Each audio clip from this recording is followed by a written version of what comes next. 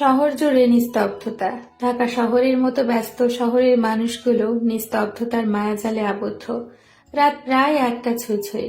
ধানমন্ডিতে গেমস ক্লাবে একটা ছেলে চিল্লিয়ে যাচ্ছে। গেমসের মাঝে এতটাই আকৃষ্ট যে তার আশপাশে কি হচ্ছে না হচ্ছে সে বিষয়ে একদমই তার খেয়াল নেই। তার গেমসের ব্যাঘাত ঘটিয়ে তার ফোনে কল আসে। প্রথমবার কলটা বেজে কেটে যায়। আবারও কল দিচ্ছে, না পেরে কলটা রিসিভ করতেই আরিয়ান, তোকে নিয়ে পারি না, যত সব। তোর বাপ মরে শান্তিতে আছে, তোকে আমার কাছে রেখে গেছে। আমি মরলে বুঝবি। এখনো তুই গেম খেলছিস? বাসায় গিয়ে খেয়ে নে। আজ আমার রাতের ডিউটি, কাল দেখা হবে। তাড়াতাড়ি বাড়ি যা। কথাগুলো বলে আরিয়ানের মা নাজমা বেগম কলটা কেটে দেয়। আসুন, আরিয়ান সম্পর্কে কিছু বলি। এতক্ষণ যে ছেলেটা গেমস খেলায় মগ্ন ছিল তার নাম আরিয়ান মাহমুদ। ছোটবেলায় বাবা রোড অ্যাক্সিডেন্টে মারা যায়।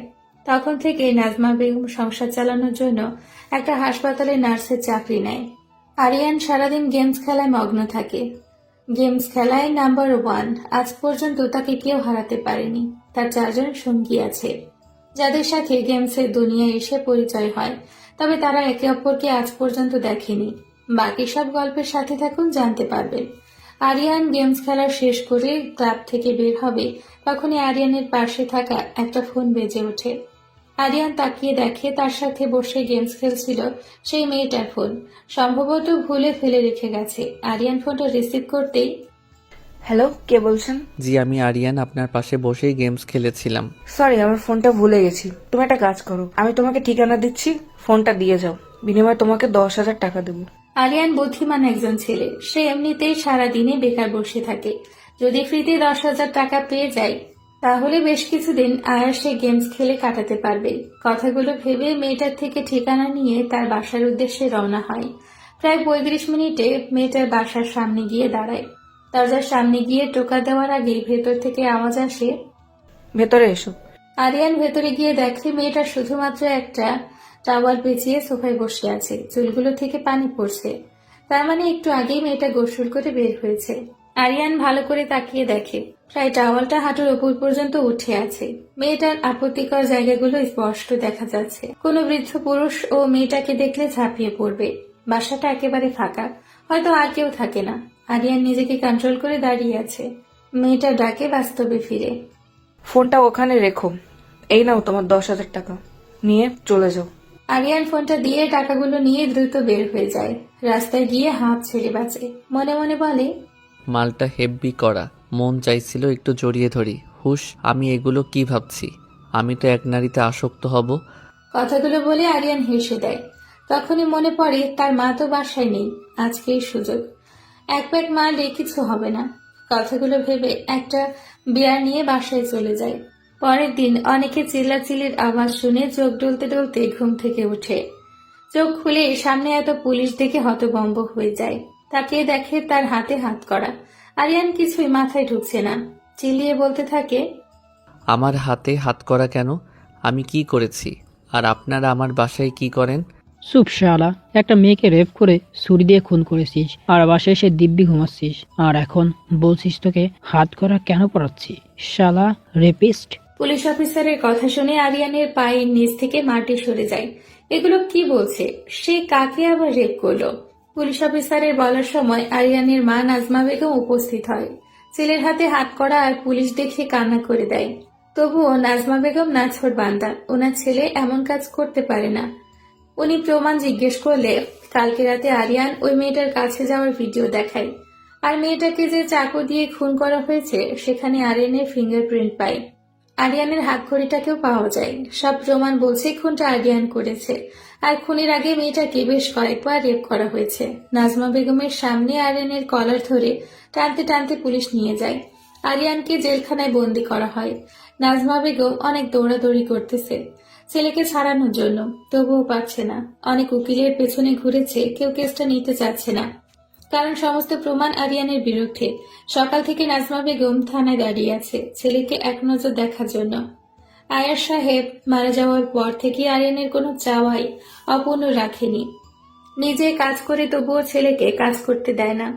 কথাগুলো ভেবেই নাজমা বেগমের চোখগুলো ভিজে আসে। পুলিশ অফিসারকে রিকোয়েস্ট করে ছেলের সাথে কথা বলার পারমিশন পেয়েছে। বাবা, তুই একদম চিন্তা করবি না। আমি জানি তুই কোনো কিছু করিসনি। তোর উপর আমার বিশ্বাস আছে। আমি একজন উকিলকে রাজি করিয়েছি, তোর কেস নিয়ে আদালত লড়বে। মায়ের মুখের দিকে তাকিয়ে আরিয়ান কান্না করে দেয়। আম্মু, আমি কোনো রেপ বা খুন করিনি। নাজমা বেগম আরিয়ানকে সান্ত্বনা দিয়ে চলে যায়। আরিয়ান গিয়ে বসে, পকেটে হাত দিতে কি জানি হাতে আসে। নিয়ে দেখে একটা কাগজ। কাগজটা খুলতেই কিছু লেখার সামনে আসে। রহস্য একটা নাম মাত্র, এই নামের পিছনে হাজার রহস্য বিরাজমান। আমি রহস্য নিয়ে খেলতে ভালোবাসি, আর খুন করা আমার নেশা। হা হা হা। লেখাটা পড়ে আরিয়ানের মাথায় কিছুই ঢুকে না। তখনই কেউ একজন আরিয়ানের মুখ বরাবর লাথি মারে। আরিয়ান মুখ থুবড়ে মাটিতে লুটিয়ে পড়ে। মুখ দিয়ে গলগল করে রক্ত পড়ছে। আস্তে আস্তে সামনে তাকিয়ে দেখে একটা মোটা তাজা লোক দাঁড়িয়ে আছে। তার সাথে বেশ কয়েকজন আছে। তাদের মাঝে একজন বলে উঠল, জলখানায় এসে পায়ের ওপর পা তুলে বসে আছিস। এখানের কিছু রুলস আছে। বসকে সালাম দিয়ে চলবি, না হয় মেরে পুঁতে রেখে দিব। সালাম দে, সালাম দে। আরিয়ান আস্তে আস্তে উঠে কোন রকম দাঁড়িয়ে যে লোকটা তাকে লাথি দিয়েছিল তাকে সালাম দেয়।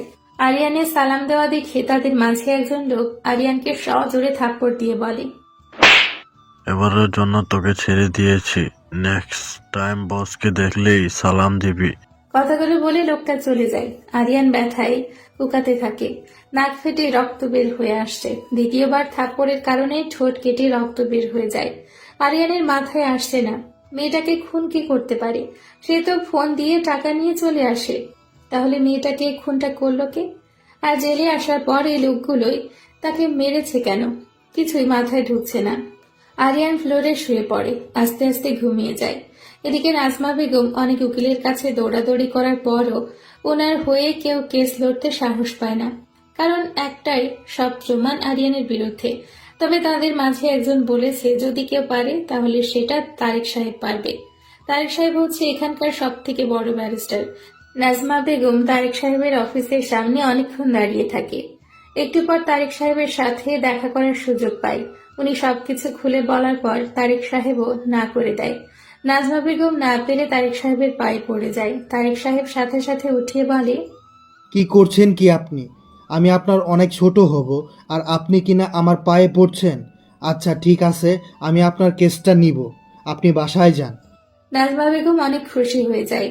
উনি সিদ্ধান্ত নেয় কালকে তারেক সাহেবকে নিয়ে আরিয়ানের সাথে দেখা করতে যাবে।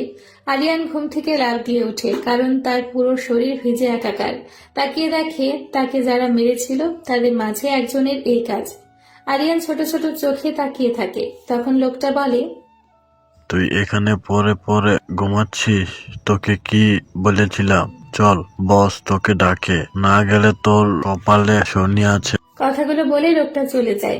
আরিয়ান ধীরে ধীরে লোকটাকে ফলো করে তার পিছু পিছু যায়। লোকটা একটা রুমের ভেতরে ঢুকে।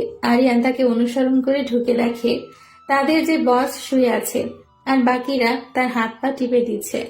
আরিয়ান যাওয়ার পর তাদের বস উঠে বসে আর বলে, আজ থেকে তুই আমার কাজ করবি। এদিকে গোসলখানা আছে, যা গিয়ে আমার কাপড়গুলা ধুয়ে দে। লোকটা কথাগুলো বলে তার কিছু কাপড় আরিয়ানের দিকে ফিক্কা দেয়। আরিয়ান মনে মনে ভাবে তার নিজের কাপড়গুলো কখনো ধুয়ে দেখেনি, আর আজ জেলখানায় তাকে অন্যের কাপড় ধুয়ে দিতে হচ্ছে। আসলে ভাগ্য কাকে কোথায় নিয়ে দাঁড় করায় বলাই মুশকিল। আরিয়ান কাপড়গুলো নিয়ে খুব কষ্ট করে ধুয়ে দেয়। বাহিরে বের হতেই একজন লোক আরিয়ানকে ডাকে।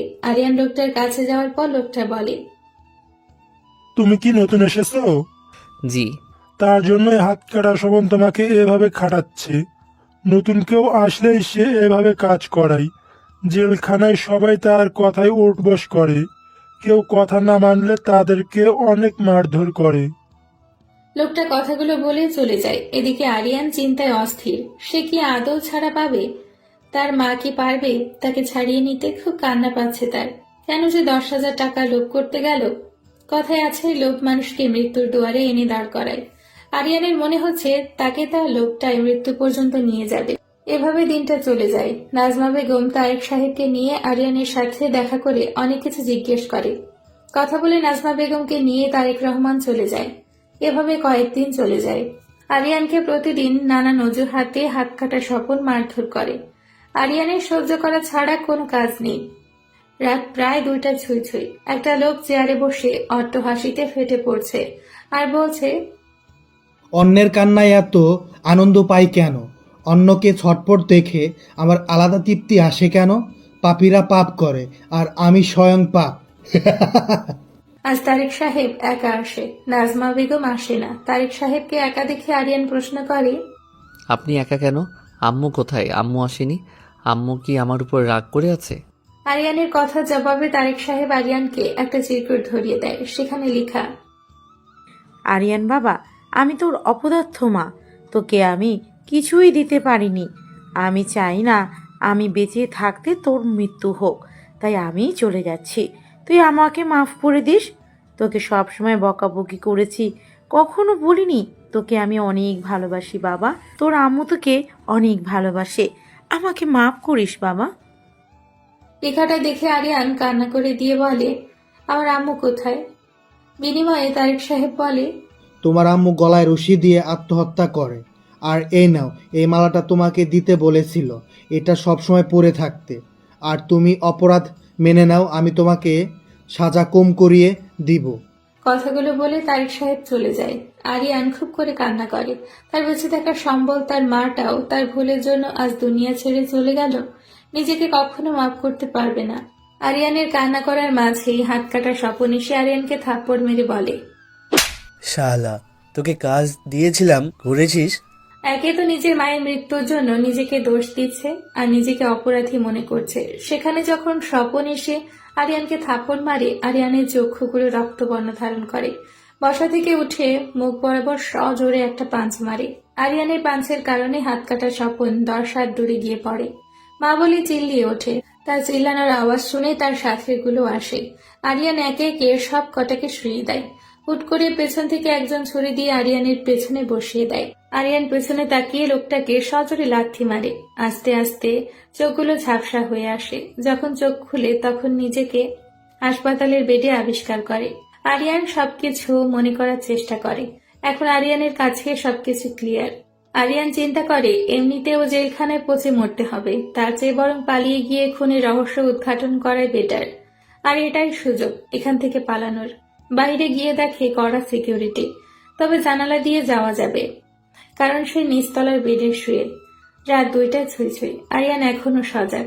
আজকে যেভাবেই হোক পালাতে হবে। আস্তে আস্তে জানালার গ্রিলগুলো খুলে যে বের হবে, তখনই একজন পুলিশ দেখে চিল্লাতে শুরু করে। আরিয়ান কোনো রকম বের হয়ে খুঁড়িয়ে দৌড় লাগায়, কারণ আরিয়ান আগ থেকে জখম হয়ে আছে। হাসপাতাল থেকে বের হয়ে যেই রাস্তায় যায়, তখনই একটা মাইক্রো এসে তার সামনে এসে দাঁড়ায়। মাইক্রোতে 2জন লোক, তার মাঝে একজন বলে ওঠে, আরিয়ান, জীবন বাঁচাতে হলে মাইক্রোতে উঠে বসো, আমরা তোমাকে বাঁচাতে এসেছি, ফার্স্ট। লোকটার কথা শুনে আরিয়ান কোনো চিন্তা ছাড়াই মাইক্রোতে উঠে বসে, কারণ আপাতত পুলিশ থেকে বাঁচতে পারলেই হয়। তারা কারা পরে দেখা যাবে। আরিয়ান মাইক্রোতে উঠতে নিমেষেই মাইক্রো হাওয়া হয়ে যায়। পুলিশ খুঁজে পায়নি। বেশ কিছুক্ষণ জার্নির পর মাইক্রোটা একটা পাহাড়ি অঞ্চলে এসে থামে।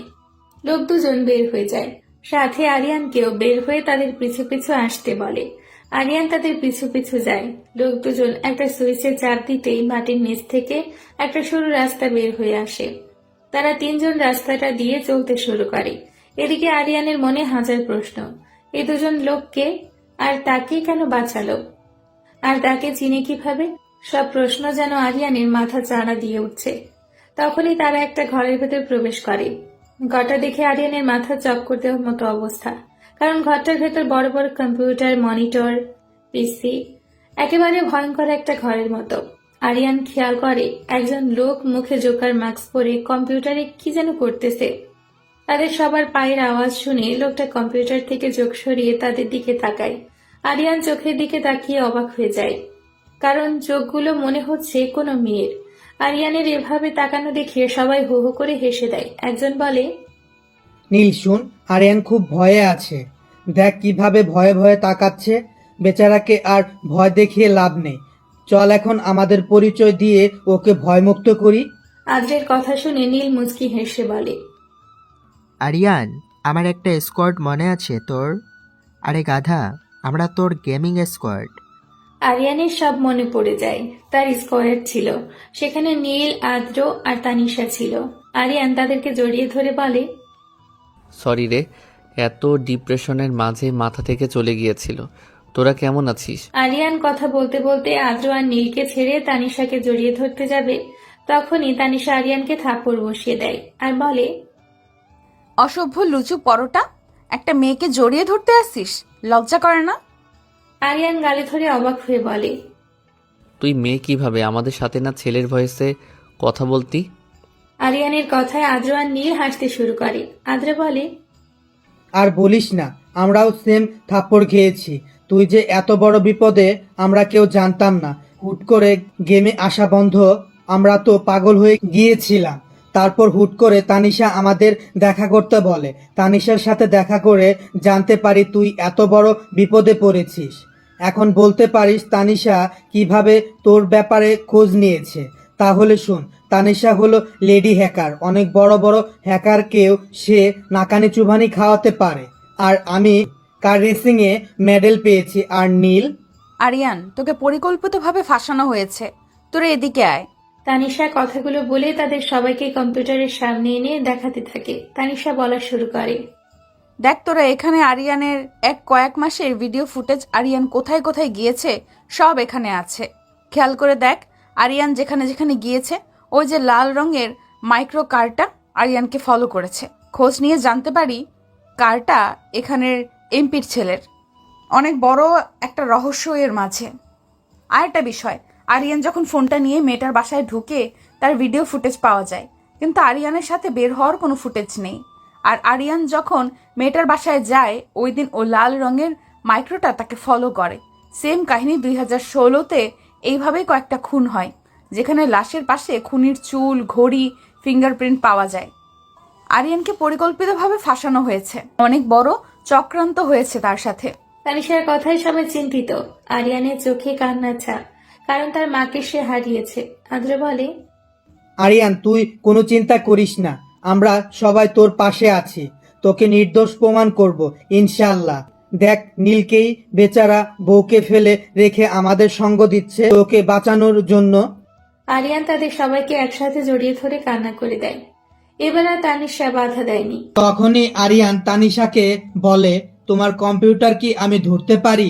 মানে আমার একটা জিনিস লগ ইন করবো। করতে পারো, তবে খেয়াল রাখিও হ্যাকিং সাইডের দিকে যেও না। তানিশার কথায় আরিয়ান ঠোঁট চেপে হাসে। আরিয়ান লগ ইন করার পর তার সবাই কম্পিউটারের দিকে তাকিয়ে অবাক হয়ে যায়। আদ্র, নীল, তানিশা ভয়ে দু কদম পিছিয়ে যায়। অস্পষ্ট সুরে বলে, আর কে? আর কে? আরিয়ান কি এমন লগ ইন করেছে যা দেখে লেডি হ্যাকার তানিশা সহ তারা দুজন ভয়ে পিছিয়ে যায়? আরিয়ান কি কোনো অসাধারণ কেউ? আরিয়ান কি পারবে পুলিশকে ফাঁকি দিয়ে নিজেকে নির্দোষ প্রমাণ করতে? আর কে? আর কে নামটা বলে ওরা সবাই ভীত চোখে আরিয়ানের দিকে তাকায়। আরিয়ান তাদের ভীত অবস্থা দেখে হো হো করে হেসে দেয়। আর কে আর কেউ না, বাংলাদেশ সহ আরো কয়েকটা দেশে একটা সময় রাজত্ব করেছে হ্যাকারদের মাঝে নাম্বার 1 একজন হ্যাকার। আর কে নামটা শুনলে যে কারো প্যান্ট নষ্ট হয়ে যাওয়ার কথা। আর কের সাথে পাঙ্গা নিবে এমন কেউ জন্ম নেয়নি। বাংলাদেশের সাইবার নিরাপত্তা সবকিছু যখন ডার্ক হ্যাকার নামে একদল হ্যাকার টিম হ্যাক করে নেয়, তখন সেখানে চিফ নাজমুল সহ সবাই আতঙ্কে ছিল। তখন সেখানের একজন আর কে নাম বলে, আর কে ছাড়া কেউ পারবে না। তখন নাজমুল খুব কষ্ট করে আরকের সাথে যোগাযোগ করে। 5 মিনিটের ভেতরে সবকিছু ফিরিয়ে আনে। সাথে ডার্ক হ্যাকার টিমে লোকেশন বের করে তাদের ধরিয়ে দেয়। তখন সেখানে চিফ আরকে তাদের সাথে কাজ করার জন্য রিকোয়েস্ট করে, কিন্তু আরকে অস্বীকার করে দেয়। নাজমুল বলে কোনো দরকার লাগলে যেন তাকে জানাই। তানিশা বলে, আমার তো বিশ্বাস হচ্ছে না যে আর কে এর সাথে পুরো বাংলাদেশ কথা বলতে চায়। তাকে দেখার জন্য বাংলাদেশের প্রত্যেকটা হ্যাকার পথ চেয়ে বসে আছে, যাকে বস মনে করে তার দেখানো পথে হ্যাকিং জগতে আসা। সেই আর কে আমাদের বন্ধু হয়ে গেছিল, সেই আর কে আজ খুনের দায়ে এভাবে ছটফট করেছে। আরিয়ান, সত্যিই কি তুমি আর কে? নীল আর আদ্র আরিয়ানের মুখের দিকে তাকিয়ে থাকে। আরিয়ান মুচকি একটা হাসি দিয়ে বলে, খুব সাদাসিধে হয়ে থাকতে চেয়েছিলাম, কিন্তু ভাগ্য আমাকে সাদাসিধে থাকতে দেয়নি। ভাগ্য আমাকে বারবার আমার অতীতে এনে দাঁড় করায়। আরিয়ানের কথা শেষ হওয়ার আগে আদ্র বলে, আপনি যদি আর কে হন তাহলে আমার প্রশ্নের উত্তর দেন। আমি শুনেছি আপনি প্রথমে জনগণের হয়ে কাজ করেছিলেন, পরে নাকি বাংলাদেশ ব্যাংক হ্যাক করে টাকা নেওয়ার চেষ্টা করেছেন, যার ফলে আপনি ধরা পড়ে যান। এটা কি সত্যি? আদ্রের কথা শুনে আরিয়ান হাসতে শুরু করে। হাসতে হাসতে নীলকে বলে। সিগারেট হবে নাকি? নীল পকেট থেকে সিগারেট বের করে দিতেই আরিয়ান সিগারেট ধরিয়ে ওপরের দিকে তাকিয়ে বলতে শুরু করে। যখন আমি ক্লাস 10-এ পড়ি তখন থেকেই হ্যাকিংয়ের অন্যরকম একটা নেশা কাজ করত। আমি খুব করে চাইতাম আমিও একজন বড় হ্যাকার হব। আম্মুর কাছ থেকে টাকা নিয়ে কিনে আনি কম্পিউটার, পিসি, বিভিন্ন জিনিস। আস্তে আস্তে হ্যাকিংয়ের রাজ্যে চলে যাই, গড়ে তুলি আরকে এর সাম্রাজ্য। আমাদের এলাকায় একজন ভাই থাকতো, তার নাম রাজ মাহমুদ। উনিও হ্যাকিংয়ে দক্ষ ছিল। এতটাই ভালো সম্পর্ক গড়ে ওঠে আমি যে আরকে ওনাকে ভার্সিটি লাইফ শেষ হওয়ার পর বলি, উনি আর আমি দুজনে মিলে হ্যাকিংয়ের সাহায্যে মানুষদের উপকার করতে শুরু করি। কিন্তু আমাদের পরিচয় কেউ জানতো না। কিছুদিন পর বাংলাদেশ সাইবার নিরাপত্তা ডার্ক হ্যাকার টিম নামে হ্যাকাররা আক্রমণ করে। রাজ ভাইয়া সেদিন ছিল না। আমি একাই গিয়ে 5 মিনিটে সব কিছু ব্যাক এনে দেই, ডার্ক হ্যাকার টিমদের ধরিয়ে দেই। সেদিন আমি অনেক খুশি ছিলাম, কারণ নিজ দেশের জন্য কিছু করতে পেরে। তার কিছুদিন পর কে জানি আমার নাম ব্যবহার করে বাংলাদেশ ব্যাংকের সব টাকা নিয়ে যায়। পুলিশ এসে আমাকে অ্যারেস্ট করে জেলখানায়। সেদিন রাজ ভাইয়া এসে বলে, আরিয়ান, কেমন দিনকাল চলছে? তোকে নিয়ে অনেক দিন চলবো মনে করেছিলাম, কিন্তু তোর সবটা জুড়ে আদর্শ আর আদর্শ। কোনো অন্যায় পথে চলবি না জানি, তাই আমি বাধ্য হয়েই তোকে ফাঁসিয়ে দিই। আর শোন, বাংলাদেশ ব্যাংক আমিই হ্যাক করি। ডার্ক হ্যাকার টিমের মেইন হ্যাকার সূর্য আমাকে 500 কোটি টাকা অফার করে তোকে ফাঁসানোর জন্য। আমি কি করতে পারি বল? এত টাকা হাতছাড়া করতে চাইনি। কথাগুলো বলে রাজ ভাইয়া উদাও হয়ে যায়। সেদিন আমি একেবারে ভেঙে যাই, কারণ যাকে সব কিছু মনে করতাম সে যখন বিশ্বাসঘাতকতা করে তখন কিছু বলার থাকে না। সেদিন ওনাকে আমি কিছু বলতে পারিনি। হুট করে মনে হয় নাজবুল ভাইয়ের কথা অনেক কষ্ট করে ওনার সাথে যোগাযোগ করি। উনি আমাকে নির্দোষ প্রমাণ করে। সেদিনই সব কিছু ছেড়ে দিয়ে গেমস খেলায় মনোযোগ দেই। আর তোদের সাথে পরিচয়, আর আমাকে তোরা আপনি করে বলিস না। আরিয়ানের কথায় তারা বুঝতে পারে আরিয়ান তার জীবনে অনেক বিশ্বাসঘাতকতার শিকার হয়েছে। নীল আরিয়ানের কাছে জিজ্ঞেস করে। আচ্ছা, সবই বুঝলাম। তাহলে তোর রাজ মাহমুদ ভাইয়া কোথায়? মানে ওনাকে ধরতে পারিসনি? ধরতে চাইলে কবেই ধরে ফেলতাম। ওনাকে ধরতে চাইনি কারণ যে বিশ্বাস নিয়ে খেলে তাকে কিছুই বলার নেই। আপন হয়ে যে পিছনে ছুরি বসিয়ে দেয় তাদের দিকে ফ্যালফ্যাল করে তাকানো ছাড়া কিছুই করার থাকে না। আর উনি ওই দিনই দেশ ছেড়ে মালয়েশিয়া চলে যায়। আচ্ছা, তোকে কি আমরা আরকে বলবো নাকি আরিয়ান বলবো? তানিশার কথাই সবাই হো হো করে হেসে দেয়। তখন আরিয়ান বলে, আর কে হতে চাই না, তবে হওয়ার কারণ হলো কিছু ইনফরমেশন দরকার। সেগুলো এখান থেকে পাওয়া যাবে। আমার কিছু পরিচিত মানুষ আছে, আর নাজমুল ভাইয়ের কাছ থেকে সাহায্য পাওয়া যাবে। কথাগুলো বলে আমি নাজমুলকে একটা জিনিস ইমেইল করি। একটু পর রিপ্লাই আসে। নীল আমাকে প্রশ্ন করে, কি ইমেল করছিস? আমাদেরকে একটু বল। আমাকে যে গাড়িটা ফলো করেছে সেটা কার নামে রেজিস্টার করা সেটা জানতে হবে, কারণ তোরা বলেছিস এমপির ছেলের। আসলে কি তাই? তবে এখন কনফার্ম হলাম সেটা এমপির ছেলের। তাহলে আমাদের প্রথম কাজ হবে এমপির ছেলেকে ফলো করা। তাকে কোথায় পাওয়া যাবে? এমপি ছেলেকে বারে পাওয়া যাবে। সে মেয়েদের প্রতি আসক্ত, সেখানে প্রতিদিন পাওয়া যায়। তাহলে তো হয়েই গেল। আমরা সবাই আজকে বাড়ি যাব, গিয়ে দেখব কাহিনী কি। আজও কথা শেষ হওয়ার আগেই তানিশা তাদেরকে বলে, সব কিছু গুছিয়ে এক্ষুনি বের হতে হবে, কারণ পুলিশ আমাদের লোকেশন পেয়ে গেছে। তানিশার কথা শুনে সবাই তাড়াতাড়ি বের হয়ে যায়। নীল তাড়াতাড়ি গাড়ি নিয়ে আসে। গাড়ির মাঝে আদ্র বলে, পুলিশ আসতেছে, তুই কিভাবে জানলি বল? আরে গাধা, আমি আমাদের সব জায়গায় সিসিটিভি ফুটেজ হ্যাক করেছিলাম, সেখানেই দেখতে পেয়েছি পুলিশ আসতেছে। তানিশের কথা শেষ হওয়ার আগেই তাদের গাড়িতে আরেক গাড়ি এসে জোরে ধাক্কা মারে। নীল কোনো রকম সামলে নেয়। গাড়িটা থেকে অজস্র গুলি ছুটতেছে। এটা পুলিশের গাড়ি না, তাহলে কার গাড়ি হতে পারে? আদ্র কান্না করে দিয়েছে। বলে, আমি নতুন নতুন প্রেম করেছি, মনে হচ্ছে আমার সংসার করা হবে না। আম্মু, তোমার ছেলে আর বাঁচবে না। তোর নটাঙ্কি বন্ধ কর। আমিও নতুন নতুন বিয়ে করেছি। চুপ কর শালা, বাঁচার চিন্তা কর।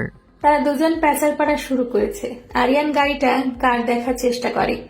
গাড়িতে থাকা লোকটাকে দেখে আরিয়ান স্তব্ধ হয়ে যায়, কারণ গাড়িতে ছিল হাত কাটা স্বপন। আরিয়ান বুঝতে পারে না হাত কাটা স্বপন কিভাবে বের হলো, আর তাকে কেন মারতে চাইছে।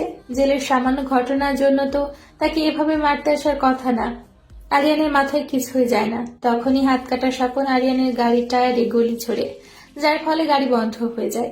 আদ্র তো ভয়ে মাখামাখি, বাকিরাও আতঙ্কে আছে। সবার হাতেই গান, তাদের দিকে তেড়ে ফুড়ে আসছে।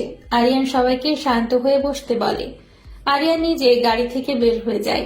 হাত কাটার স্বপন সামনে এসে দাঁড়াতে তোর প্রাণ কই মাছ রে? তোকে জেলখানায় মারতে চেয়েছিলাম, কিন্তু তোর কলিজা আছে তাই এই পর্যন্ত চলে আসছিস। তোর প্রশংসা করতে হয় রে, তবে আর দৌড়াতে পারবি না। এখন তোকে মেরে বসকে খবরটা জানাতে পারলি আমি পাবো টাকা। হা হা হা। আরিয়ান বুঝতে অসুবিধা হয়নি, তার সাথে ঘটে যাওয়ার সবকিছু পরিকল্পিত ছিল। আর হাত কাটার স্বপন তার সাথে খারাপ ব্যবহার করত তাকে মারার জন্য। আর হাত কাটার স্বপন তার বসের কথায় আবার তাকে মারতে এসেছে। আরিয়ান হাসতে শুরু করে। কি রে, মরার কথা শুনলে সবাই কান্না করে আর তুই হাসছিস? পাগল হয়ে গেলি নাকি রে? মরবে তো, তবে আমি না, তুই। আর কে কি জিনিস আজ তোকে বোঝাবো। আর কে নামটা শুনে স্বপন পিছিয়ে যায়। এর সুযোগে আরিয়ান লাথি দিয়ে পিস্তলটা নিয়ে নিমিষেই তার সাথে থাকা লোকগুলোকে শুট করে দেয়। স্বপন অবাক হয়ে যায়। তার সাথে গাড়িতে থাকা তানিশা, আদ্র, নীল সবাই অবাক। আরিয়ান স্বপনের মুখে লাগাতার পিস্তলের পেছনটা দিয়ে বাড়ি দিচ্ছে। নাক ফেটে গলগল করে রক্ত পড়ছে। তবুও বেচারা বসের নাম বলে না। এক পর্যায়ে আরিয়ান মুখের ভেতরে পিস্তল ঠেকিয়ে ধরে। স্বপন ভয়ে মাথা নাড়িয়ে বলে বসের নাম বলবে। যখনই নাম বলবে তখনই বাইক দিয়ে দুজন লোক এসে স্বপনের কপাল বরাবর শুট করে। সাথে সাথে স্বপন মারা যায়। আরিয়ান বাইকের পেছনে দৌড়ায়, লাভ হয়নি। রাগে পিস্তলের সব বুলেট ওপরে ছুটতে শুরু করে। কাঁধে কারো স্পর্শের পেছনে তাকিয়ে দেখে বাকিরা সবাই তার পেছনে দাঁড়িয়ে আছে। নীল বলতে লাগে, আচ্ছা, আমরা যে আরকে চিনতাম, তুই কি আসলেই সেই আরকে? যদি তাই হতো তাহলে আমরা আরকে সম্পর্কে যা শুনেছি সবই কি মিথ্যা? আমরা তো ঠান্ডা মাথার মাস্টার মাইন্ড আরকে কে চিনি, যে কখনো না রেগে ঠান্ডা মাথায় চিন্তা করে। নীলকে থামিয়ে আদ্র বলে, আরিয়ান, তুই আর কে হয়ে চিন্তা কর। আমাদের হাতে আরেকটা ক্লু আছে। এমপির ছেলে, তাড়াতাড়ি যেতে হবে, না হয় দেরি হয়ে যাবে। আমাদের শেষ ভরসা এমপির ছেলে। বারটা খুঁজতে খুঁজতে তাদের অনেকটা দেরি হয়ে যায়। আবার পুলিশ তাদের পেছনে আছে। তারা কেউ বুঝতে পারছে না এই পুলিশ হুটহাট কোত্থেকে উদয় হচ্ছে। তারা বাড়ি গিয়ে দেখে সেখানে কেউ নেই, আর সবকিছু ছড়িয়ে ছিটিয়ে আছে। এমপির ছেলের লাশটা ফ্লোরে পড়ে আছে, পুরো শরীর রক্তাক্ত, খুব বাজেভাবে মারা হয়েছে। আরিয়ান তাদের সবাইকে নিয়ে তাড়াতাড়ি বের হয়ে যায়, কারণ এখন পুলিশ আসার সম্ভাবনা বেশি। তারা সবাই আদ্রের বাড়িতে চলে যায়, কারণ আদ্রের ফ্যামিলি তার সাথে থাকে না, একা থাকে। আমরা যেখানে যাচ্ছি সেখানে পুলিশ হাজির। গুন্ডা পান্ডা এসে হাজির হয়ে যায়। আমার মনে হচ্ছে আমাদের পেছনে লোক লাগানো আছে। আদ্র কথা শুনে নীল বলে, আমারও সেম মনে হচ্ছে। কিভাবে তারা হাজির হয়ে যাচ্ছে, আর পুলিশ তো পিছুই ছাড়ছে না।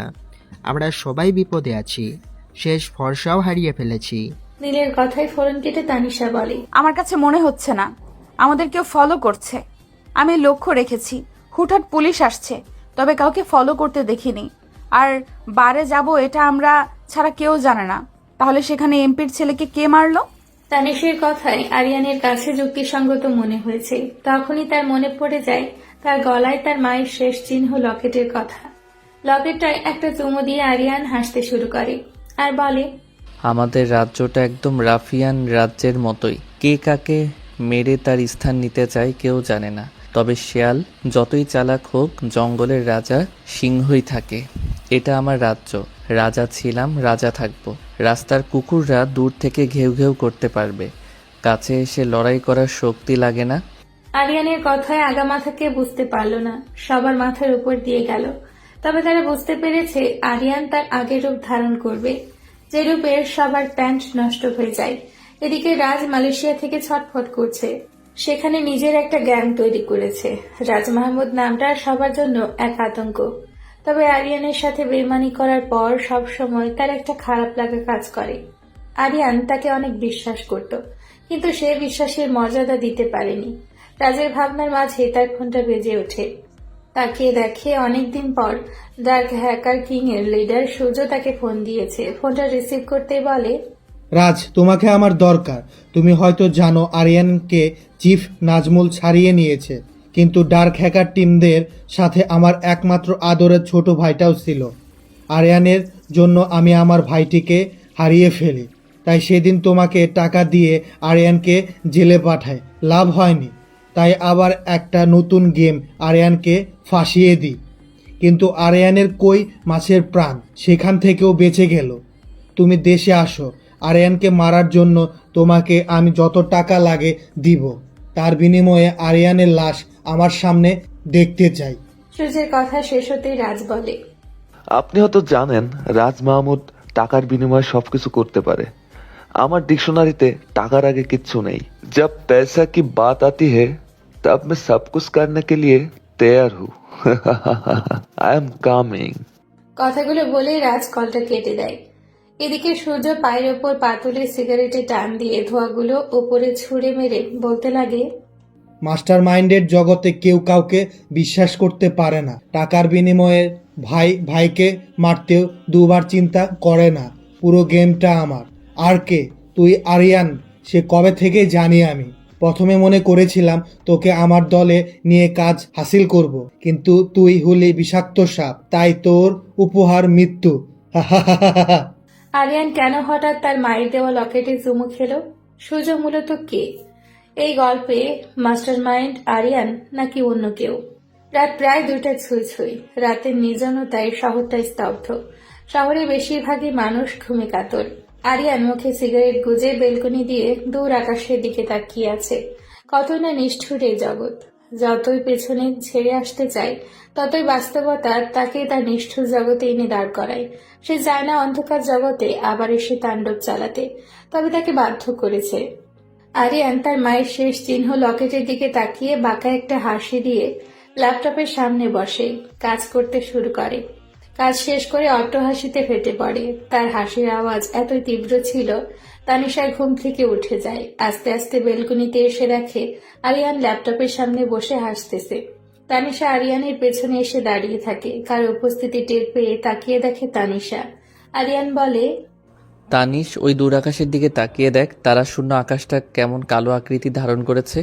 একটু আগে কত সুন্দর তারা চাঁদ সহ ছিল, কিন্তু সময়ের ব্যবধানে পাল্টে গেল। জানিস তানিশ, আমি চাইনি কালো দুনিয়াতে যেতে, কিন্তু ওরা আমাকে ভালো থাকতে দেয়নি।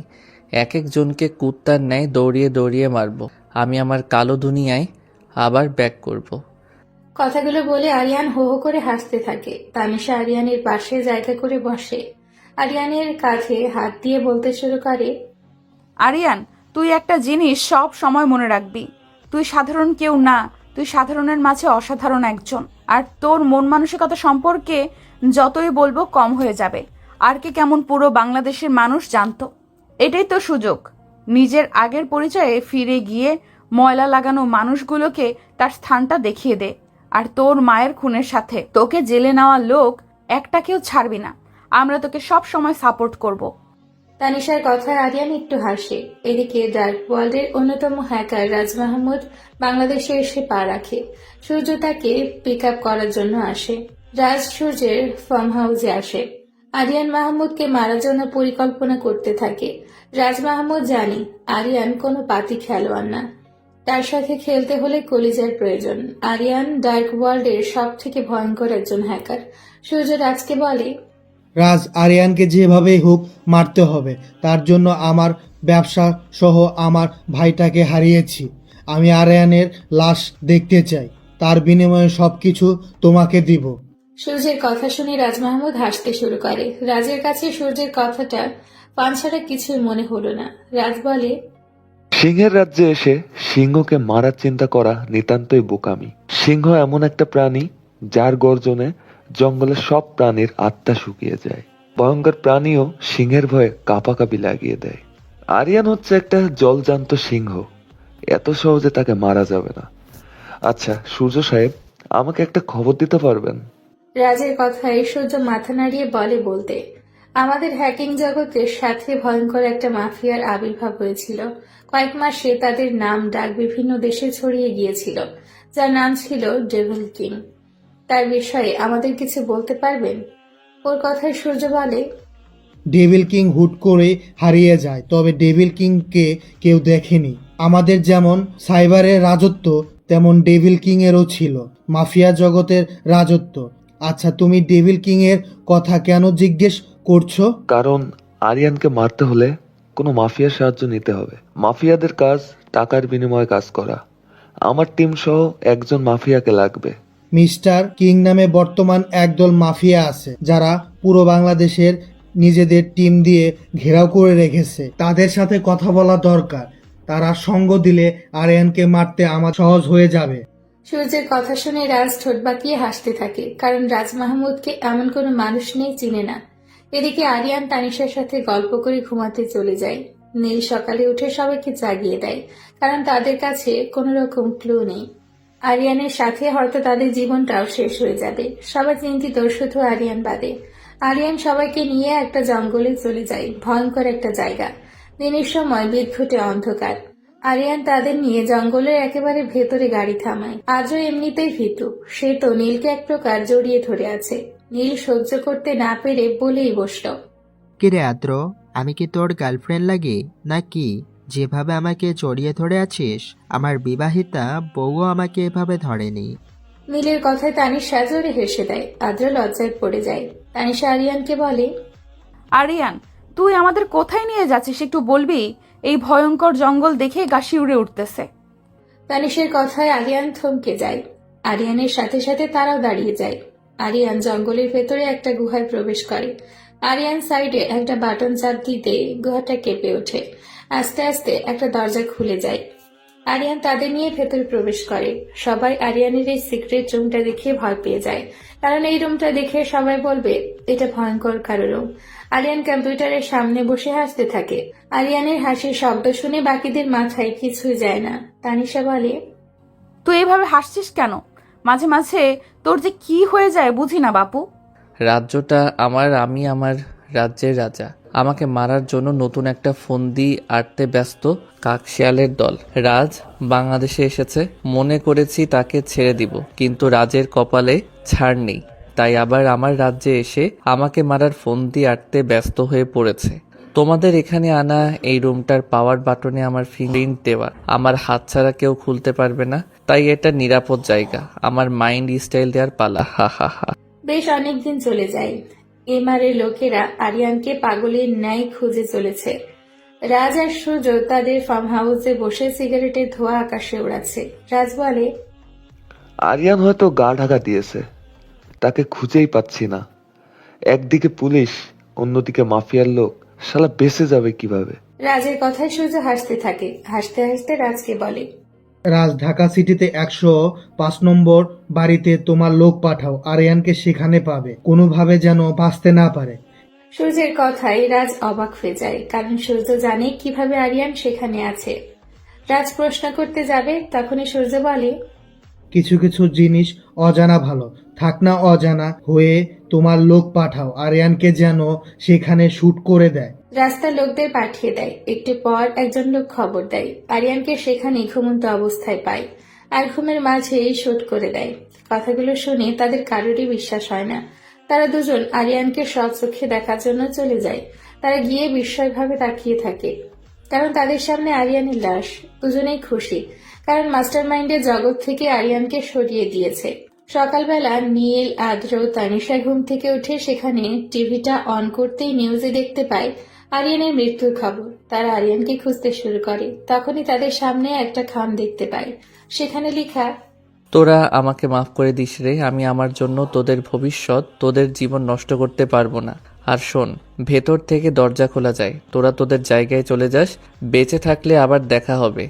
লেখাগুলো পড়ে তারা সবাই কান্নায় ভেঙে পড়ে, কারণ আরিয়ান তাদেরকে ঘুমের মাঝে রেখে চলে যায়। তারা বিশ্বাস করতে পারে না। তানিশা চিল্লিয়ে কান্না করতে থাকে আর ফিসফিস করে বলে, আরিয়ান, তোকে ভালোবেসে ফেলেছি, বলতেও পারলাম না। তুই কিভাবে এভাবে চলে যেতে পারলি? ছোট সময় থেকে যাকে চেয়েছি তাকেই হারিয়েছি, আজ তোকেও হারিয়ে ফেললাম। আরিয়ান কি সত্যি মারা গেছে? আর মারা গেলে তার প্রতিশোধ নিবে কে? নাকি এটা আরিয়ানের মাইন্ড স্টাইল? কি হবে সামনে? তখনই আদ্রে বলে, নীল রহস্যের মাঝে এসে আমরা সবাই আটকা পড়েছি। হঠাৎ করে আরিয়ানের চলে যাওয়া, আরিয়ানের মতো মাস্টার মাইন্ড খেলোয়াড়কে শুট করে মেরে ফেলা, কে জানি এগুলো সব আমার মাথার উপর দিয়ে যাচ্ছে। আর তানিশা, সেই শুরু থেকে আমরা বুঝতে পেরেছি তুই আরিয়ানকে ভালোবেসে ফেলেছিস। আর কি করার, ভাগ্যকে মেনে নিতে হয়। আদ্রের কথা শুনে তানিশা চোখ দিয়ে কয়েক ফোঁটা অশ্রু মাটিতে গড়িয়ে পড়ে।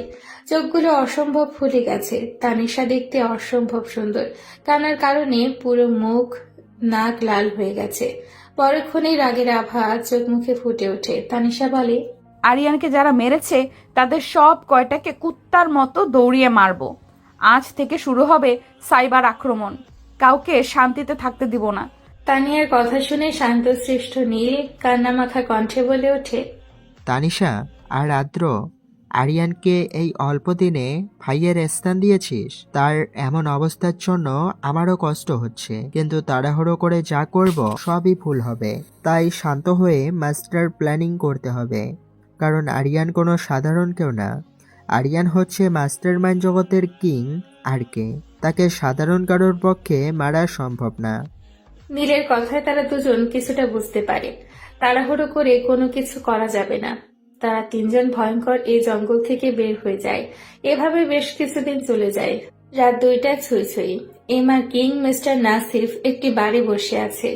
রাজের কাছ থেকে সুপারি নিয়ে কাজ তাদের ঈদের দিনের সমান। মদ খেয়ে ডাল হয়ে বারে বসে আছে। তার সাথে বেশ কয়েকজন চেলাপেলা আছে। মদ খাচ্ছে আর বলছে, তারা দুজন কত বোকা। রাজ মাহমুদের নাম শুনলেই সাধারণ মানুষের অবস্থা খারাপ হয়ে যায়। সে রাজ মাহমুদ আমাকে সাধারণ একজনকে মারার জন্য 10 কোটি টাকা দিল। রাজ মাহমুদ বললে এমনিতেই করে দিতাম, আর সে 10 কোটি টাকা দিল। কথাগুলো বলে এমআর কিং নাসিব অট্টহাসিতে লুটে পড়ে। এদিকে একজন আগন্তুক বাড়ি প্রবেশ করে। কালো কোট, কালো প্যান্ট, মাথায় কালো হুডি, একেবারে রিয়েল মাফিয়া যেন এখানে প্রবেশ করেছে। আগন্তুকটা বাড়ি প্রবেশ করে নাফিসের সামনাসামনি বসে। এক নিঃশ্বাসে বিয়ারের বোতলটা খালি করে ফেলে আর নাফিসের দিকে তাকিয়ে বলে, একটা রাজ্যের মধ্যে হাজারের অধিক শত্রু থাকে। রাজাকে সিংহাসন থেকে নামানোর জন্য হাজার মানুষের প্রচেষ্টা থাকে, তবুও কিন্তু রাজা অনায়াসে তার রাজ্য পরিচালনা করে যায়। কারণ কাক শিয়ালকে দেখে সিংহ ভয় পায় না। তোরা আগুনে হাত দিয়ে ফেলেছিস, তোদের মৃত্যুটা খুব ভয়ানক হবে। সাধারণ কেউ দেখলে তাদের প্যান্ট জায়গায় নষ্ট হয়ে যাবে। উপরে ভালো থাকিস। আগন্তুকটা কথাগুলো বলে কোমর থেকে লম্বা একটা তলোয়ার বের করে। তাদের কথা বলার সুযোগ না দিয়ে একের পর একে কোপাতে শুরু করে। কারো হাত তো কারো মাথা। কয়েক মিনিট পুরো বারটা যেন শ্মশানে পরিণত হয়। সবার রক্ত যেন নদীর স্রোতের ন্যায় বয়ে যাচ্ছে। আগন্তুকের সমস্ত শরীর রক্তে মাখামাখি হয়ে আছে। শুধু লাল আভার ন্যায় চোখগুলো দেখা যাচ্ছে। সবাইকে শুয়ে মুখ দিয়ে সিগারেট উচ্চারণ করতেই বার থেকে একজন কর্মচারী দৌড়ে সিগারেট দিয়ে যায়। আগন্তুকটা ঠোঁটের কোণে সিগারেটটা লাগিয়ে হাসতে শুরু করে। ধোঁয়াগুলো উপরের দিকে ছেড়ে দেয়। বসা থেকে উঠে বার থেকে বের হয়ে অন্ধকারে মিলিয়ে যায়। সকালবেলা নিউজের হেডলাইন হয়, পাহাড়ি অঞ্চলে একটা বারে এমা কিং নাফিস সহ যারা বাড়ি ছিল প্রত্যেককে কুপিয়ে মারা হয়েছে। এমন খুন আর কখনো কেউ দেখেনি। হাত পা মাথা কারো জায়গায় নেই। কারো হাত আছে তো কারো মাথা নেই, পা আছে তো হাত নেই। সব থেকে বড় ব্যাপার হলো লাশের পাশে বড় বড় করে লেখা ডেভিল কিং ইজ ব্যাক। সকালবেলা নিউজটা দেখে রাজসহ সূর্যের হাত থেকে রিমোটটা পড়ে যায়। হাত কাঁপতে শুরু করে। হুট করে ডেভিল কিং কেন এলো আর এমআর কিংকে কেন মারলো তাদের মাথায় আসছে না। তারপরে সূর্যের ফোনে ব্যাংকের ম্যানেজার কল দিয়ে বলে, স্যার, আপনার অ্যাকাউন্টের সব টাকা কি জানি হ্যাক করে নিয়েছে। আমাদের কিছুই মাথায় যাচ্ছে না, এত টাইট সিকিউরিটি থাকা সত্ত্বেও কিভাবে হ্যাক করেছে। ম্যানেজারের কথাগুলো শুনে সূর্যের হাত থেকে ফোনটা পড়ে যায়। পাশে থাকা রাজ গম্ভীর হয়ে সূর্যের দিকে তাকিয়ে আছে। রাজ বলার আগেই সূর্য বলে, রাজ, আমার ব্যাংকের সকল টাকা কে জানি হ্যাক করে নিয়েছে। ব্যাংক থেকে টাকা হ্যাক করাটা কোনো চারটেখানি কথা না, বড় ধরনের কারো হাত আছে। কি করবো বুঝতে পারছি না। সূর্যের কথাগুলো শুনে রাজ হাসতে শুরু করে। হাসতে হাসতেই বলে, সূর্য, মাস্টারমাইন্ড জগতে টিকতে হলে সবসময় মাস্টার প্ল্যানিং করে চলতে হয়। আমাদের রাজ্যটায় একটা কথা প্রচলন, শেষ নিঃশ্বাস পর্যন্ত তোকে লড়তে হবে। যদি না লড়তে পারিস তাহলে রাস্তায় থাকা নেড়ি কুকুরগুলো ছিঁড়ে ছিঁড়ে খাবে। এতজনকে মেরে এই পর্যন্ত এসেছিস, তোকেও তো কেউ না কেউ মারতে আসবে। তবে আরিয়ানকে তো উপরে পাঠিয়ে দিয়েছি, চিল থাক। নতুন শত্রুকেও তাড়াতাড়ি ধরবো। তবে খোঁজ লাগা, ডেভিল কিং আবার ব্যাক করলো কেন? রাজের কথাগুলো শুনে সূর্য একটু ভাবুক হয়ে পড়ে। রাজকে যতটা ভোলাভালা মনে করেছে, রাজ আসলে প্রকৃত একজন মাস্টার প্লেয়ার। তাকেও মাথা ঠান্ডা করে মাস্টার প্ল্যানিং করতে হবে। এদিকে বাংলাদেশের সাইবার টিম বের করতে পেরেছে ব্যাংক থেকে লেডি কুইন নামে একজন মেয়ে হ্যাকার ব্যাংক থেকে টাকাগুলো নিয়েছে। এই নিউজটা পুরো বাংলাদেশে ছড়িয়ে যায়। এতক্ষণ আগন্তুকটা টিভির সামনেই বসেছিল। নিউজটা দেখে মুখে অল্প হাসি ফুটে ওঠে, মুখ দিয়ে অস্পষ্ট সুরে বের হয়ে আসে, সাইকো কুইন। আপনারা হয়তো ভাববেন আগন্তুকটা আবার কে? তাহলে শুনুন। হুট করে হারিয়ে যাওয়া ডেভিল কিং হলো আগন্তুক ব্যক্তিটা। এদিকে একের পর এক খুন হতে শুরু করে।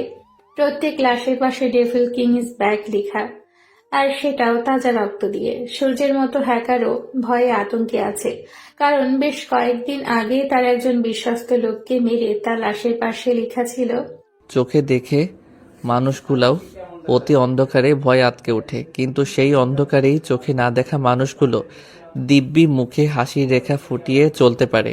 আমি সেই অন্ধকার রাজ্যের রাজা। তোরা হ্যাকিং শিখে নিজেদের পাওয়ারফুল মনে করিস, তোদের মৃত্যুটা খুবই ভয়ঙ্কর হবে। হা হা হা।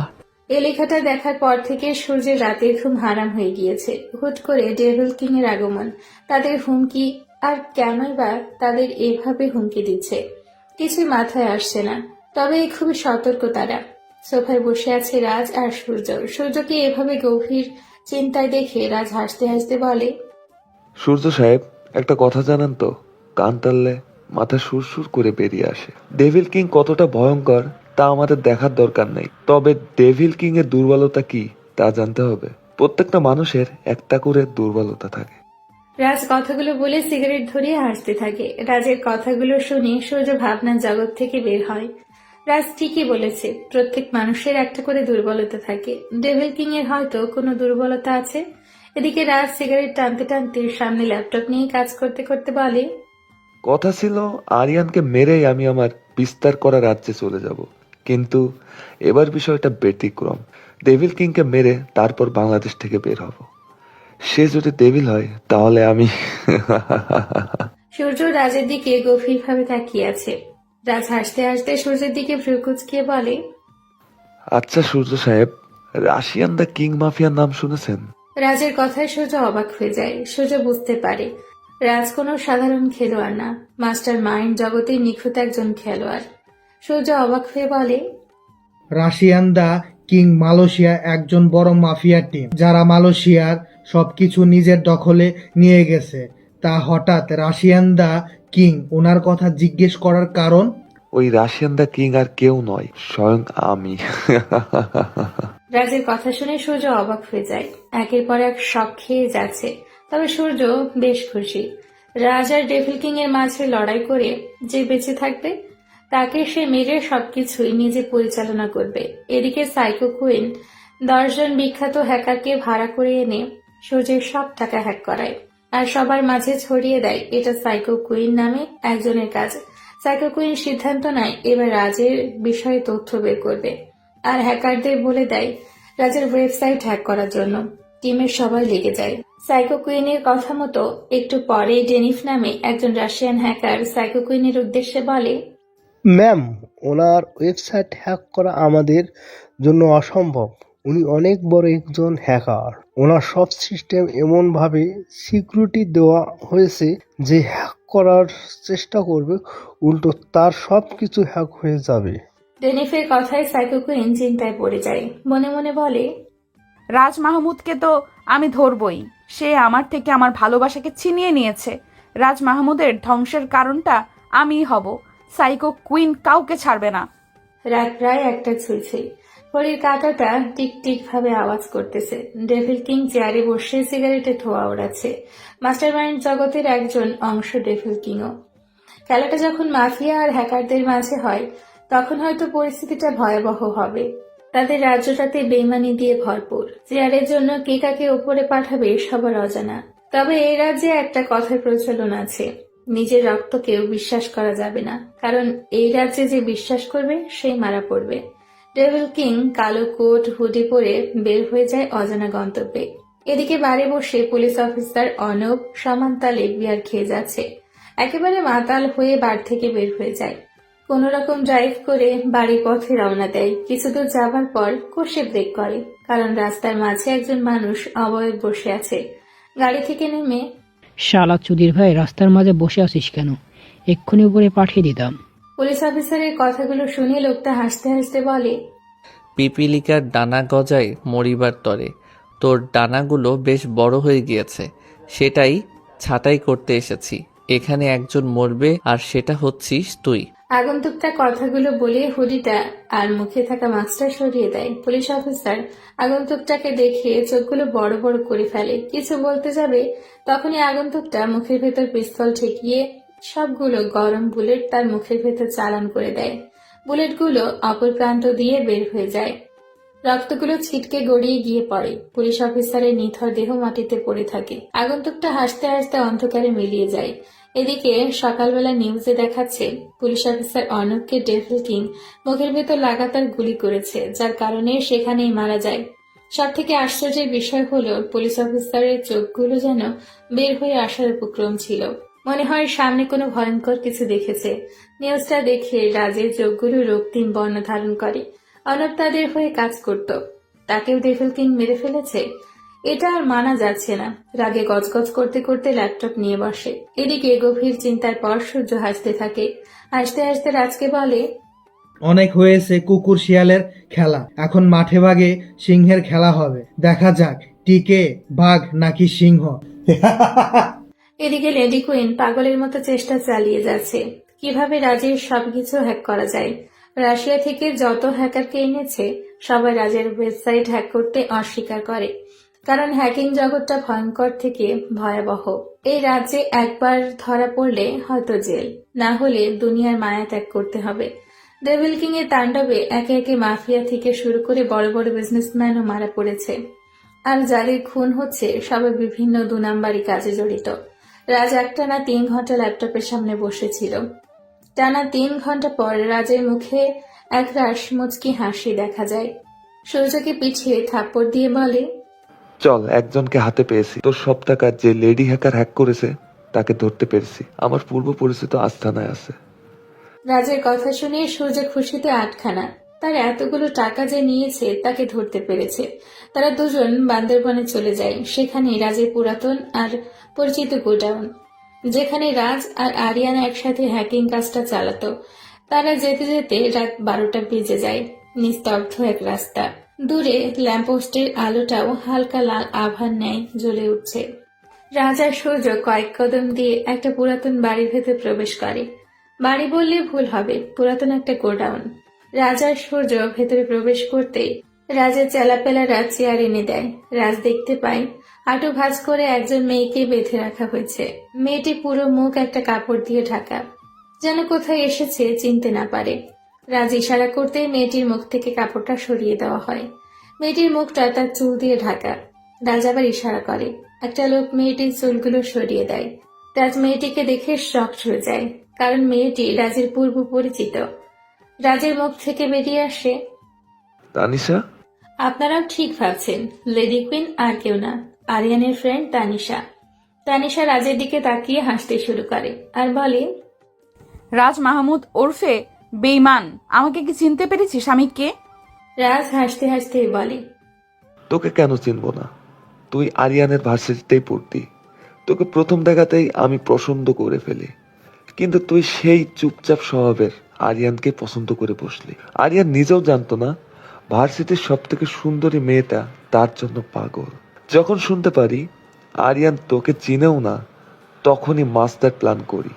তোকে বলি আরিয়ানকে দেখা না দিতে, আরও বলি আরিয়ান অন্য কাউকে ভালোবাসে। আমি যাকে পাবো না তাকে অন্য কারোর হতেও দিব না। রাজের এমন হাসি দেখে তানিশা বলতে শুরু করে, তোর কি মনে হয় তৃতীয় জনের কথা শুনে আমি আমার ভালোবাসার মানুষকে ছেড়ে দিব? তুই বলার পর আমি আরিয়ানের সম্পর্কে খোঁজ খবর নিতে শুরু করি। সব শেষে যখন জানতে পারি আরিয়ানের লাইফে কেউ নেই, সেদিন আমি অনেক খুশি হয়েছি। সিদ্ধান্ত নেই আরিয়ানকে প্রপোজ করব, কিন্তু আরিয়ানকে আমি আর ভার্সিটিতে খুঁজে পাইনি। বেশ কয়েকদিন পর আমি আরিয়ানের ব্যাপারে খোঁজ নিতে শুরু করি। ওই দিন খোঁজ নিয়ে আমি অবাক, কারণ আরিয়ান ছিল আরকে, আর তাকে পুলিশ নিয়ে যায়। যখন শুনতে পাই তুই সাথে ছিলি, তখনই বুঝতে পারি এটা তোর একটা চাল। ওই দিন থেকে আরিয়ানের পিছু পিছু সর্বদা থাকতাম। দুবার আরিয়ানকে তুই ফাঁসিয়েছিস। তানিশা একটানে কথাগুলো বলে দম নেয়। এতক্ষণ তানিশা শুধু রাজের দিকে তাকিয়ে কথাগুলো বলেছিল। অপর পাশে তাকিয়ে তানিশা অবাক হয়ে যায়, কারণ রাজের পাশে আরিয়ানের উকিল তারেক রহমান বসে আছে। তানিশা বলেই বসে, আপনি আরিয়ানের উকিল তারেক রহমান না? তানিশার কথা শুনে যেন তারেক সাহেব মজা পায়, হাসতে হাসতে বলে, সবাই তো এক নামেই চিনে, বাংলাদেশের নাম্বার 1 ব্যারিস্টার তারেক রহমান। আর এছাড়াও আমার আরেকটা পরিচয় আছে। কথাগুলো বলে তারেক সাহেব হাসতে শুরু করে। তানিশা গম্ভীর কণ্ঠে বলে, তোদের কাউকে ছাড়বো না। তোরা আমার থেকে আমার ভালোবাসাকে কেড়ে নিয়েছিস। তোরা দুজন মারা পড়বি। কথাগুলো বলে তানিশা বাঁধা হাতগুলো খোলার চেষ্টা করে। রাজ তানিশার এমন ছটফট করা দেখে বলে, তোকে একটা সুযোগ দিতে পারি, আর সেটা হলো তুই আমাকে বিয়ে করবি। দেখ, আরিয়ানকে তো উপরে পাঠিয়ে দিয়েছি, তোর ভালোবাসাকে মেরে দিয়েছি। তুই আমাকে বিয়ে করলে রানী বানিয়ে রাখবো, হবি? রাজের কথায় তানিশা ঘৃণা ভরা চোখে তাকিয়ে রাজের মুখে থুথু মেরে দেয়। তানিশার এমন বাজে ব্যবহারে রাজ রাগে গজগজ করতে করতে যেই থাপ্পড় দিতে যাবে, অমনি বাহিরে একটা বাইকের আওয়াজ হয়। গোডাউনের সবাই আটকে ওঠে, কারণ এত রাতে এখানে কে আসবে। রাজের সব লোকগুলো সতর্ক চোখে এদিক ওদিক তাকায়। সবাইকে চমকে দিয়ে সামনে দরজা দিয়ে গোডাউনে একজন লোক প্রবেশ করে। কালো কোট, কালো প্যান্ট, মাথায় কালো ইয়া বড় হুডি, মুখে জোকার মাস্ক। তারা সবাই বুঝতে পারে এটা আর কেউ না, এটা হচ্ছে ডেভিল কিং, যাকে রাজ পাগলা কুত্তার মতো খুঁজে চলেছে। ডেভিল কিং এর চোখগুলো দেখা যাচ্ছে। রাজ চোখের দিকে তাকিয়ে আটকে ওঠে, কারণ চোখগুলো রক্তিম বর্ণ হয়ে আছে। চোখ দিয়ে যেন সবাইকে পুড়ে ছারখার করে দিবে। ডেভিল কিং ইশারা করতেই রাজের এক লোক ভয়ে দৌড়ে চেয়ার নিয়ে আসে। ডেভিল কিং চেয়ারে বসে। রাজ আর সূর্যের সামনে থাকা টেবিলের ওপর পা রেখে ওপরের দিকে তাকিয়ে সিগারেটের ধোঁয়া ওড়াতে শুরু করে। ডেভিল কিং এর সাহস দেখে রাজ বলে, তোর সাহস দেখে আমি অবাক হচ্ছি রে। তুই আমাকে চিনিস আমি কে? কার সামনে বসে নবাবি করছিস? আমার রাজ্যে এসে আমার সামনে বেয়াদবি। রাজের এমন কথায় ডেভিল কিং সবার অগোচরে মুচকি একটা হাসি টেনে গম্ভীর হয়ে বলে। কথাগুলো বলে ডেভিল কিং হাসতে শুরু করে। হাসি থামিয়ে সূর্যের দিকে তাকিয়ে বলে, সিংহের কোনো নির্দিষ্ট রাজ্য থাকে না, সিংহ যেখানে যায় সেটাই সিংহের রাজ্য হয়ে যায়। আমি হলাম সেই সিংহ, যার দাবানলের সামনে ভয়ঙ্কর জীবজন্তুগুলোও জায়গায় হিসু করে দেয়। তোকে দেখে আমার কান্না পাচ্ছে রে। মাস্টার মাইন্ডের জগতে এসেছিস মাস্টারের সাথে মাইন্ড গেম খেলতে। তোর মতো চুনোপটিত মাস্টার মাইন্ড জগতের চাকর হওয়ার যোগ্য নয়। সমাজের কাছে তুই একজন দানশীল, নম্রভদ্র, নাম্বার 1 ব্যারিস্টার তারেক রহমান। সেই তুই অন্ধকার জগতের ডার্ক হ্যাকার টিমের প্রধান, হ্যাকার সূর্য। হা হা হা। ডেভিল কিং এর কথাগুলো শুনে সূর্য থ হয়ে যায়। ডেভিল কিং কে তারা হালকাভাবে নিয়েছিল, আর এখন দেখা যাচ্ছে ডেভিল কিং এর মাস্টার মাইন্ডের সম্পর্কে তাদের ধারণাটাই ভুল। রাজ বলে, এত পক পক করে লাভ নেই। তুই তোর মুখ দেখাতে ভয় পাস নাকি? মুখ দেখা, আমরাও তোকে দেখি। মুখ দেখলে ভয় পাবি না তো? তোদের যে অবস্থা, কিভাবে যে এই জগতে আসলি উপরওয়ালাই জানে। যদি সত্যিকারের অর্থে পুরুষ হোস তাহলে মুখ দেখা। রাজের কথায় ডেভিল কিং আস্তে আস্তে তার মুখ থেকে জোকার মাস্কটা খুলে। লাল লাইটের আলোতে ডেভিল কিং এর মুখটা পরিষ্কার দেখা যাচ্ছিল। সূর্য ভয়ে চেয়ার থেকে পড়ে যায়। রাজা একখানে তাকিয়ে আছে।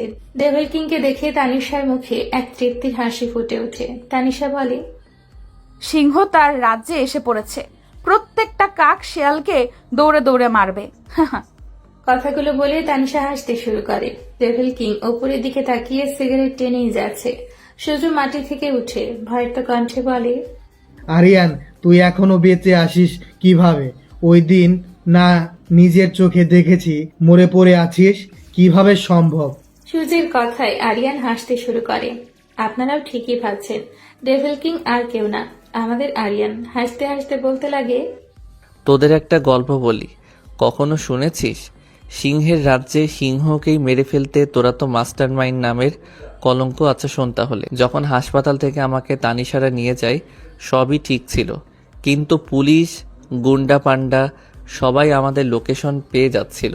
বিষয়টা প্রথমে স্বাভাবিক মনে হলেও পরে অস্বাভাবিক লাগতে শুরু করে। তখনই আমার খেয়াল হয়, তারেক, তুই আমাকে আমার মায়ের শেষ চিহ্ন লকেটটা দিয়েছি আর বলেছিলে আমি যেন সবসময় নিজের কাছে রাখি। বিষয়টা খটকা লাগলো। তারা সবাই যখন ক্লান্ত হয়ে ঘুমিয়ে যায় তখনই আমি চেক দিয়ে শিওর হই এখানে লোকেশন ট্র্যাকার লাগানো। তোদের নিয়ে খেলতে মনে চাইলো। আদ্র, নীল, তানিশাকে রাতে আমার সিক্রেট জায়গায় রেখে সেই লকেটের সাহায্যে গেমটা জমিয়ে দেয়। তোরা আমায় জায়গায় আর কাউকে মারিসনি, ডার্ক হ্যাকার টিমের তুর্যকে মেরেছিস। হা হা হা। আরিয়ানের কথায় সূর্য চিল্লিয়ে ওঠে, কারণ তুর্য আর কেউ না, তুর্যই হলো সূর্যের আপন ছোট ভাই। আরিয়ান হাসতে হাসতে আবার বলে, তোরা কাঁচা প্লেয়ার রে, মনে করেছি তোদের নিয়ে ভালোই খেলবো, কিন্তু তোদের এমন কাঁচা খেলা পছন্দ হচ্ছে না, তাই তোদেরকে আর বাঁচিয়ে রেখে লাভ নেই। আরিয়ানের কথাই রাজ বলে, সবই বুঝলাম, কিন্তু তুই ডেভিল কিং হলি কিভাবে? আর সেটাও আমি জানি না, কাহিনীটা কি? রাজের কথায় আরিয়ান আবারও হাসতে শুরু করে। হাসতে হাসতে বলে, হাহা, তোকে সবকিছু শেয়ার করতাম। আচ্ছা শোন, তোর মনে আছে আমি সাইবার নিরাপত্তার হেড নাজমুল ভাইকে হেল্প করি? ওনাকে তো তার টিমে যেতে অস্বীকার করি, কিন্তু উনি একদিন আমার খোঁজ করতে করতে আমার বাসায় আসে আর বলে, আমি জানি তোমাকে হাজার বলার পরও তুমি আমার সাথে আসবে না। তোমাকে দেখে একটা জিনিস বুঝতে পেরেছি, তুমি দেশের জন্য, দেশের মানুষের জন্য ভালো কিছু করতে চাও। কিন্তু তুমি কি জানো, আজকাল বড় বড় নেতা কর্মীরা গরিবদের রক্ত চুষে চুষে খাচ্ছে। তুমিই পারবে সাধারণ মানুষদের ন্যায় দিতে। তখন আমি ওনার কথা শুনে অবাক হলাম, কারণ দেশে এত এত মানুষ থাকতে নাজমুল ভাই আমার কাছেই এলো কেন? ওনাকে জিজ্ঞেস করি, ভাই আমি তো অতি সাধারণ, আমি কিভাবে সাধারণ মানুষকে ন্যায় দিতে পারবো? তুমিই পারবে। তোমাকে সবার আড়াল থেকে সাধারণ মানুষদের পাশে দাঁড়াতে হবে। আজ থেকে তুমিই হবে ডেভিল কিং। তোমার নাম শুনলে যেন সমস্ত নেতা পেতাদের রাতের ঘুম হারাম হয়ে যায়। তবে তোমার ডেভিল কিং হওয়ার গল্পটা একান্ত তোমার, তোমার মাও যেন না জানে। আরিয়ান একদমে কথাগুলো বলে নিঃশ্বাস নেয়। আরিয়ানের কথা শেষ হতেই সূর্য বলে, তুই আমার ভাইকে মেরে ফেলেছিস কুত্তার বাচ্চা। আমিও তোর মাকে নিজ হাতে কুপিয়ে মেরেছি। সূর্যের কথাগুলো শুনে আরিয়ানের চোখগুলো রক্ত বর্ণ ধারণ করে। কোমর থেকে চাপাতিটা নিয়ে সূর্যের হাতের মাঝ বরাবর একটা কোপ বসিয়ে দেয়। সূর্য মাগো বলে চিল্লিয়ে ওঠে। সূর্য চিল্লানোর আওয়াজে পুরো গোডাউনটা কাঁপতে শুরু করে। এমন একটা মুহূর্তের মাঝে রাজ হাসতে শুরু করে। হাসতে হাসতে বলে, শিয়াল আর কুকুরের শরীরে যতই পিটানো যায় তবুও তার কিছুই হয় না, কারণ তাদের শরীরটা পরিস্থিতির সাথে খাপ খাইয়ে নিয়েছে। আমি জানি তুই আসবি, তুই যে এত সহজে মরবি না জানতাম। আর লেডি কুইনকে আনলে তুই আসবেই, যেমন কান টানলে মাথা আসে। তোর আশেপাশে তাকিয়ে দেখ। আরিয়ান আশপাশে তাকিয়ে দেখে পুরো গোডাউন বডি বিল্ডার দিয়ে ভর্তি, কম করে হলে 50-60 জন। আরিয়ান একটা মুচকি হাসি দিয়ে তানিশার সামনে গিয়ে তার হাতগুলো খুলে দেয়। ভালো করে তাকিয়ে দেখে তানিশার সুন্দর ফর্সা গালে থাপ্পড়ে দাগ স্পষ্ট, ঠোঁট কেটে রক্ত বের হয়ে শুকিয়েও গেছে। তানিশাকে খুলে ইশারা করে চলে যেতে বলে। তানিশা যেতে না চাইলে রক্তবর্ণ চোখে তানিশার দিকে তাকাতেই সুরসুর করে গোডাউন থেকে বের হয়ে যায়। তানিশা বের হওয়ার ঠিক 1 ঘন্টা পর আরিয়ান বের হয়ে আসে, পুরো শরীর রক্তে রঙিন। খুঁড়িয়ে খুঁড়িয়ে তানিশার কাছে আসে। আরিয়ান কোনো কিছুই না বলে গাড়িতে গিয়ে বসে। তানিশা এসে গাড়ি চালাতে শুরু করে।